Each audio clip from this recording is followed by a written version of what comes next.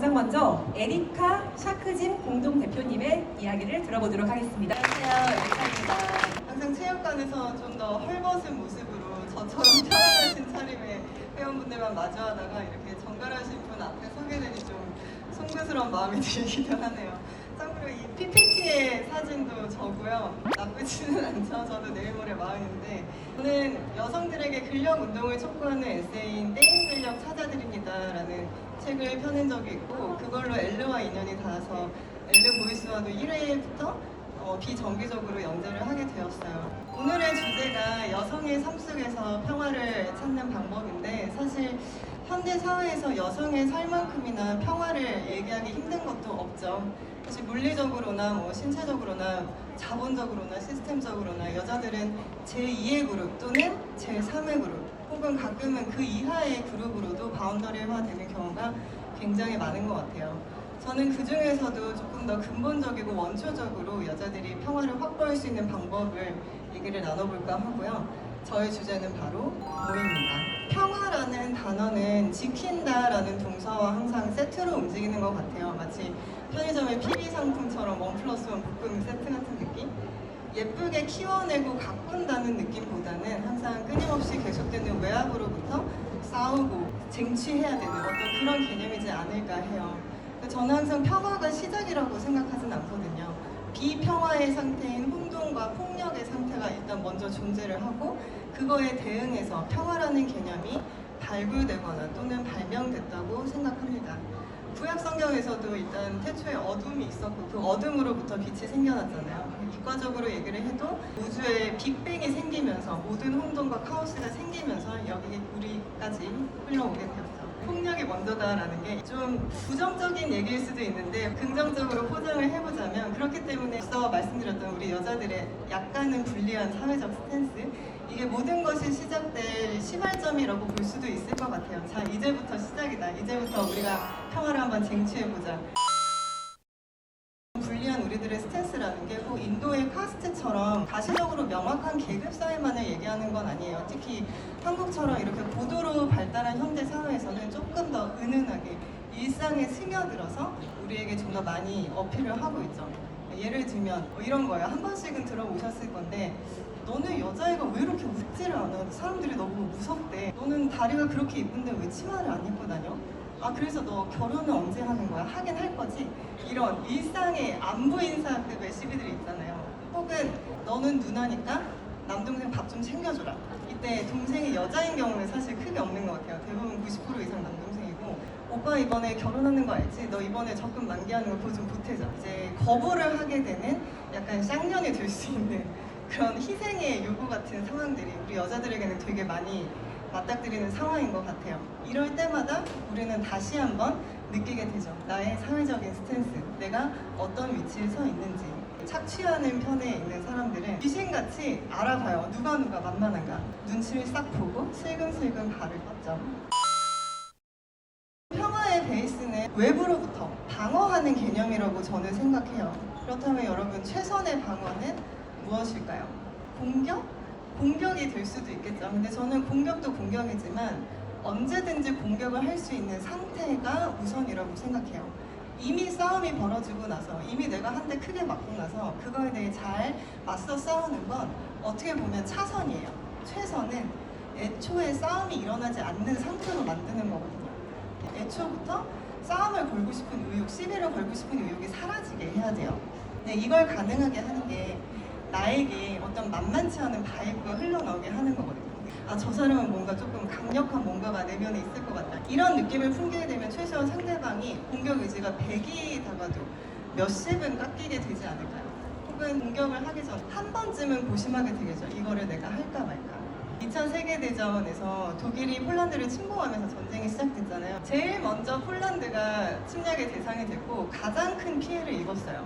근데 사실 독일과 국경을 맞닿고 있는 소규모 국가 중에 폴란드만 있는 건 아니거든요. 스위스도 있고 네덜란드도 있고 덴마크도 있고 유럽은 다 따닥따닥 붙어 있으니까. 근데 유독 폴란드가 제1의 타겟이 돼서 가장 큰 피해자가 된 거는 물론 정치적인 헤게모니가 가장 크겠지만 저는 폴란드가 전쟁에 대비되어 있지 않았다는 사실이 만만치 않게 큰 원인 제공이라고 봐요. 역사가들이 공통적으로 말하는 사실이기도 하고요. 당시 폴란드는 국경 라인을 전부 커버하지도 못할 만큼 군인들의 머릿수가 절대적으로 부족했다고 해요. 무기도 없었대요. 경제적인 상황 때문에 외국에 굉장히 많이 팔아넘긴 상태였다고 합니다. 독일의 입장에서는 너무나 만만한, 손쉽게 건드려 볼 수 있는 상대였던 거죠. 반면에 이웃 나라의 스위스는 2차 세계대전이 발발하자마자 무장 중립국 선언을 했어요. 사실은 폴란드도 중립국 선언을 하긴 했거든요. 근데 그게 아무 소용이 없었죠. 근데 스위스는 무장 중립국 선언을 하자마자 바로 민병대까지 동원해서 43만 명의 군대를 조직하고, 만약 독일이 알프스를 넘어올 경우 우리는 모든 통로를 파괴하고 사회적 인프라까지 철저하게 황폐화시키겠다, 끝까지 항전하겠다라는 의지를 국제사회에 쩌렁쩌렁하게 표명을 했어요. 이게 다 준비가 되어 있기 때문에 가능한 일이죠. 결과적으로는 여러분이 다 아시는 것처럼 스위스는 2차 세계대전 끝날 때까지 무장 중립국으로서 평화를 지켰습니다. 우리는 이 수없이 되풀이되는 역사적 교훈을 내 몸으로 체화를 시킬 수 있을 것 같아요. 평화는 만만하게 보이지 않는 데서 시작해요. 역설적에도 약간의 자주적인 공격성을 함유하고 있어야 가능한 게 평화거든요. 그리고 내가 지금 그렇다는 사실을, 내가 만만한 사람이 아니라는 사실을 꼭 외부에 티를 내줘야 돼요. 그렇다고 제가 지금 여러분 보고 막 저처럼 막 근육을 펌핑을 시켜서 사시사철 난닝구만 입고 다니면서 남들에게 뽐을 내라 이런 건 아니고, 당연히 그럴 수 없죠. 여러분들은 문명사회의 교양 지식인들이시기 때문에.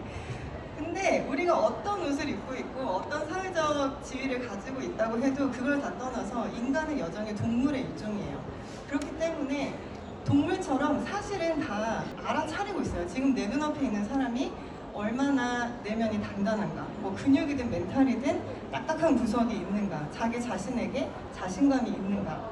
향수를 뿌릴 때 공기 중에 은은히 퍼지게 뿌리잖아요.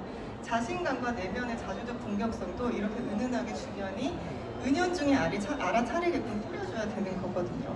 바들바들 떨면서 막 깡깡 짖는 치와와랑 약간 은은하게 미소를 머금고 있는 허스키를 한번 떠올려 보세요. 어느 쪽이 더 포스가 있게 느껴지시나요? 아무래도 허스키죠. 그래서 제가 치와와를 디스하는 건 아닙니다. 저는 인간을 제외한 모든 동물을 사랑하기 때문에. 하지만 숲속에서 맨몸으로 서 있다고 한번 생각을 해볼게요. 여러분도 한번 상상을 해보세요. 똑같이 야생견인 상태로서 마주해야 한다면 여러분은 치와와를 부르시겠어요? 허스키를 부르시겠어요? 아무래도 치와와겠죠. 그러니까 이게 포인트예요. 내가 여차하면 어떻게 해버릴 수 있다는 자신감을 품을 수 있는 상대인가, 내면의 공격성을 가질 수 있을 만한 마음의 여유가 있느냐 없느냐. 이제서야 본론을 말씀드리는데, 그래서 여러분 근력을 키우셔야 합니다. 이제 이건 더 이상 선택이나 옵션의 영역이 아니에요. 생리적인 건강적인 측면을 넘어서 이 거친 현대 사회 속에서 살아남기 위한 생존의 필수 요소고, 평화는 결국 안정성에서 와요. 근데 그 안정성이 어디서 오냐면 높은 레벨의 에너지 탱크에서 오거든요. 탱크를 가장 즉각적이고 직접적으로 채워주는 게 근력이에요. 몇 번이나 의학적으로 또 과학적으로 수치로 입증된 사실입니다. 가장 최근에도 버클리에서 한 12만 명 정도를 대상으로 연구 결과가 발표가 됐어요. 운동이 의사들이 처방하는 약만큼이나 혹은 그 이상으로 불안 증세와 우울감에 호전을 시키는 긍정적인 효과가 있다고 나왔어요. 여기서 말하는 운동은 숨이 헐떡여질 정도로 고강도의 운동이라고 해요. 그러니까 근력 운동 하시면 돼요. 무게를 고강도로 고중량으로 반복하시면 숨 헐떡이게 됩니다. 만약에 내가 굉장히 몰상식하고 불합리한 상황에 처했어요. 굉장히 억울해요. 과거에 운동을 하지 않던 나약했던 저라면 그냥 그 상황을 흘려보냈을 거예요. 그럴 수밖에 없으니까 어쩔 수 없는 거죠. 내가 두려움을 갖고 있는 거예요. 요즘에는 비슷한 상황이 발생해도 웃어 넘길 수 있어요. 너 3초 만에 죽일 수 있는데 오늘 한번 봐줬다. 너 오늘 운 좋은 줄 알아라. 그냥 가라 하고 치우는 거예요. 겉으로 봤을 때는 실질적인 액션이 벌어지지 않았기 때문에 뭐 똑같은 거 아닌가? 라고 생각할 수도 있어요. 근데 후자의 경우가 훨씬 제 마음이 평화롭죠. 그리고 이 에피소드가 나에게 분노나 좌절의 에피소드가 아니에요. 그냥 웃긴 얘기예요. 친구들이랑 썰을 풀만한 재료? 나 진짜 웃긴 새끼 봤어. 이 정도로 얘기할 수 있게 가벼운 일이 되는 거죠. 이때 실제로 내가 상대방을 객관적으로 때려눕힐 수 있을 만한 체급이 되느냐 안 되느냐는 사실 그렇게 중요한 게 아니에요. 현실에서 물리적으로 드자비할 상황이 그렇게 많지는 않지 않나요? 요새 워낙 또 사건 사고가 많아서 확신을 할 수 없지만 슬프지만 일단 오늘은 일상생활에 초점을 두자면 좀 더 은은하게 일상에 스며드는 시민들이 훨씬 많죠. 이게 지금 나한테 시비를 거는 건가 아닌가, 내가 이걸 고가워해도 되는 건가, 나의 이 불쾌한 감정은 정당한가, 그런 것들이요. 저희 체육관의 회원님을 한번 예를 들면 그분이 굉장히 가녀린 체구를 지니셨어요. 근데 체육관에 등록한 계기 중에 하나가 출퇴근길에 그렇게 어깨빵을 많이 당하셨대요. 근데 저도 9to6로 사무직으로서 회사원으로서 일을 한 경험이 꽤 되고, 여러분들도 대중교통으로 출퇴근을 해보셨으면 알겠지만 어깨빵은 다 일상적으로 일어나는 일이잖아요. 근데 그분이 유독 슬프게 한 거는 그 수많은 어깨빵을 치면서 지나간 사람들 중에 아무도 미안한 척도 안 했다는 거예요. 오히려 굉장히 불쾌감을 표시했대요. 자기가 쳐놓고서도 그 부분이 잘못한 게 없는데도. 더 속상한 거는 그 무례한 사람들이 모든 사람에게 공평하게 무례하지는 않는다는 거죠. 다 누울 자리 보고 다리를 뻗는 거예요. 이제 그분이 체육관을 다니신 지 좀 돼서 이제는 운동짬도 차고 하셨는데, 근데 그렇다고 해서 이제 그분이 강력해졌기 때문에 주도적으로 어깨빵을 빵빵 치면서 사람들을 넘기고 다닐까요? 그건 또 아니죠. 똑같은 상황이 발생했을 때 눈이라도 한 번 더 불하려고, 뭐 비록 복화술로 나면 아씨 뭐야 이 정도는 티를 낼 수 있게 되신 거예요. 내면의 자신감으로. 또 상대방은 어이구 선생님 제가 정말 죽을 졌습니다 하면서 석고대죄를 하면서 파리처럼 싹싹 빌까요? 그것도 아니에요. 하지만 달라진 점은 아주 약간의 목례라도 하고 아차 하는 표정이라도 연출을 하고 넘어간다는 거죠. 그것만으로도 이제 그분은 더 이상 옛날만큼 속상해하거나 뭐 좌절하지는 않으신대요. 그러니까 중요한 건 공격성을 품는 거예요. 나를 위협할 대상에게 대항할 수 있는 공격성. 이런 마음을 품는 것만으로 내가 진짜로 공격성을 드러내야 할 때 실전에서 발휘할 수 있는 연습의 리허설이 되거든요. 정당하게 목소리를 높여야 될 때, 이거는 진짜 아니라고 진짜 입술을 떼어야 할 때 원동력이 되는 거예요. 하이브와 미니진 씨의 사태에서 누가 잘못했고 이런 걸 다 떠나서 저는 미니진 씨의 리액션이 이거에 가장 적합한 예를 보여준다고 생각하거든요. 내가 어떤 겁박의 상황에 빠졌을 때, 외부로부터 굉장한 공격이 들어왔을 때 그냥 혼자 조용히 눈물을 흘리면서 나는 순수한 피해자니까 정의로운 누군가가 나를 발견하고 구원해주기를 기다리지 않았어요. 그분은 정말 즉각적으로 기자회견을 꾸렸고 받은 만큼 합당한 레벨의 긍정적인 공격성을 보여주셨거든요. 저는 그게 되게 중요하다고 봐요. 만약 그분이 그런 액션을 취하지 않았으면 지금 그분의 입지가 어땠을까요? 미니진 씨가 근력 운동을 지금 하고 있는지 아닌지는 제가 알 수 없는 일이에요. 그리고 안 하고 계실 수도 있어요. 어떤 사람들은 자주적인 공격성을 어느 정도 타고나요. 그러니까 재능의 영역일 수도 있죠. 어떤 사람은 미술의 재능이 있고 어떤 사람은 태어날 때부터 노래를 잘한 것처럼 그럴 수 있어요. 근데 제가 말씀드리고 싶은 건 타고나지 않더라도 근력 운동을 하면 이 건강한 공격성의 마일리지를 적립할 수 있다는 거예요. 우리가 고강도 고중량의 근력 운동을 할 때 테스토스테론이라는 호르몬이 나오는데 이게 실제로 근성장의 주 재료이기도 하면서 공격력을 함양시키는 부스터가 되기도 해요. 올림픽의 역도 경기나 MMA 시합 같은 거를 보셨는지 모르겠는데 선수들이 링이나 무대 위에 올라가기 전에 막 코치들이 몸을 거칠게 흔들면서 막 귓구녕에 대고 막 욕설을 지르면서 소리 지르고 정말 심할 때는 땀도 갈기고 막 이러거든요. 그게 왜 그러냐면 공격성을 함양시키기 위해서예요. 이것도 연구 결과로 밝혀진 사실인데 감정적인 흥분이 일어나면 내 최대 출력의 30% 이상을 끌어올릴 수 있다고 해요. 만약에 내가 원래는 데드리프트를 100kg밖에 못 들어요. 이게 내 한계예요. 근데 시합 상황에서 그렇게 공격적인 마음을 품게 되고 갑자기 130kg가 들릴 수도 있다는 거예요. 솔직히 말씀드리자면 그냥 건강한 걸로는 조금 부족해요. 그러니까 건강 당연히 중요하죠. 네, 약간 호흡 같은 거라고 해야 할까? 플러스도 마이너스도 아니고 당연히 전제되어야 되는 기본 조건, 디폴트인 거예요. 우리 들숨 날숨 안 하고 살 수 없잖아요. 호흡을 안 하고 인생을 누릴 수 있나요? 아무것도 못하죠. 근데 그렇다고 해서 나는 숨 잘 쉬어, 난 성공한 인생이야 이렇게 말할 수도 없는 것처럼 너무너무 중요하지만 기본이어야 한다는 거예요. 심지어 건강도 근력이 전제되지 않고서는 쟁취하기 힘든 개념이에요. 이 점에서 평화랑 굉장히 맥락이 맞닿아 있는데 평화도 앞서 말씀드린 것처럼 외부의 공격에서 대응해서 지켜내야 하고 쟁취해야 되는 요소인 것처럼 건강도 끊임없이 내 몸을 무너뜨리려고 하는 외부적 요소에 대응해서 지켜내야 되는 개념이에요. 예를 들면 나에게 끊임없이 잔소리를 하는 김부장, 노화, 스트레스, 너무 맛있는 감자튀김 이런 것들로부터 나를 지켜내야 한다는 거죠. 근데 거기에 대응할 수 있는 가장 강력한 무기가 근력 운동인 거고요.